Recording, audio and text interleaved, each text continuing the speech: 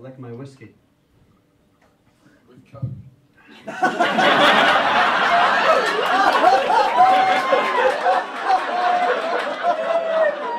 10 years old and full of coke. And now that we've got paedophilia out of the way. When Gary Glitter got arrested and sentenced to jail time, I was listening to it on the radio with my friend, and they said he was going to get 3 years in prison. 3 years. And my friend said, that's disgusting, that's shocking. 3 years for sex with children. It's almost worth it. Don't condone that kind of attitude, of course, ladies and gentlemen. Happy Easter, by the way. It is Easter, of course. I don't know if you noticed all those eggs that have got no plastic, less mess. Save the environment, that kind of thing. Now, you may have also noticed that for the last week in Edinburgh, we have had beautiful fucking sunshine every day, all day. I think I speak for all of us here when I say, fuck the ice caps. If you live on a cap made of ice, then I recommend recycling. Otherwise, if you're staying here in Edinburgh, then please do your bit for pollution. That includes smoking, by the way.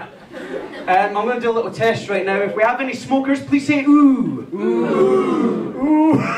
Nice enthusiasm at the back there. Yeah, you can yell out at a comedy club, but you can't run for a fucking bus, can you? We'll do it now. Let's say we're doing a little test. So any non-smokers in the room, please say ooh. Ooh. My, what large unblackened lungs you have. All the better to lecture you with, yes.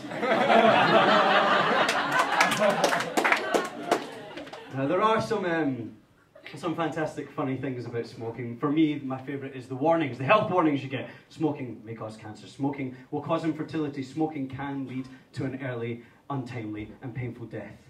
They don't make a ball's worth of difference, do they? All the people that smoke, you don't give a shit. You look at it and you start weighing up the differences. You think, oh, I don't want to die early, and cancer can be a bitch, but I don't really care for kids, so I'll have 20 infertilities, please. I wonder how people would react if there was different products with those kind of warnings on them. If you went in for a bag of Maltesers, you picked them up and it said, Maltesers may give you the clap. Probably put them back and get a dairy milk, wouldn't you? And you can't advertise smoking these days, of course, because we're in this socially responsible and politically correct world now. You can't say brainstorming, it's now cognitive showering, because brainstorming is offensive to retards.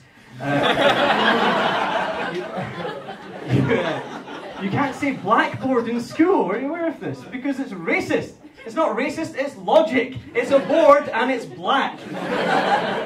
It would be a very different matter if the teacher was saying, all right, Jimmy, 2 + 2, if you could just come up here and write your answer right up there, nice and clear on the nigger board.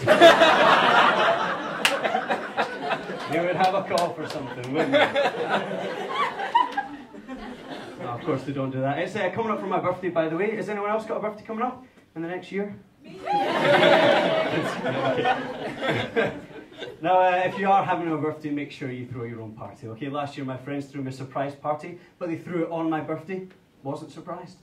Be a bit more creative, please, if you're throwing a surprise party. Don't throw it on their birthday for a start, alright? Make it at least 6 months afterwards. And have it for a birthday that they're not due to have for like 10 years.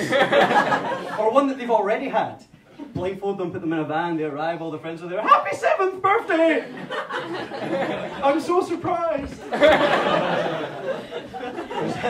There's a few things you can't do while trying to look manly, by the way, that is one of them. Skipping is another, you can't look manly while you skip. You cannot look manly while you're wearing a dress. You certainly cannot look manly while you're wearing a dress and skipping. My favourite one, of course, is hiccuping. Now, the difference between hiccuping and the rest of them is you can control whether or not you wear a dress. You can control whether or not you skip. But ladies, us men have no control at all over whether or not we are hiccuping. Now, you can be the manliest man, you can be telling the most brutal story. I was doing the mine shaft the other day, drinking beer and punching myself, eh?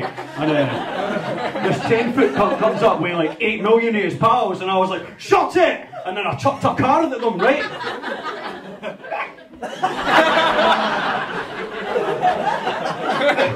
The only thing you can do at that point is try and make yourself more manly, maybe punch someone next to you. So anyway, all the lassies were there and they're like, oh, Davey, please make us your bird man. And I'm like, aye, so I'll take them home and I'm just about to start. Shut it! Also, men, you've got this fantastic way of competing over sex.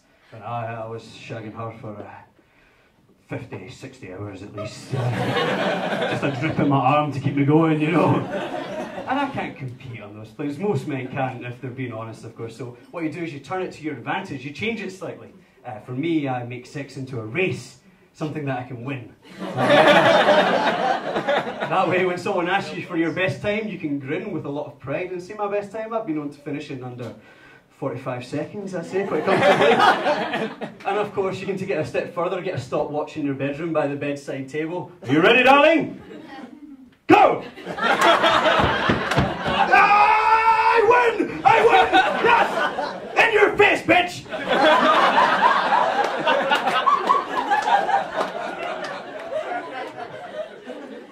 Anytime you enter a manly conversation, make your first sentence this: I had sex last night, and guess what?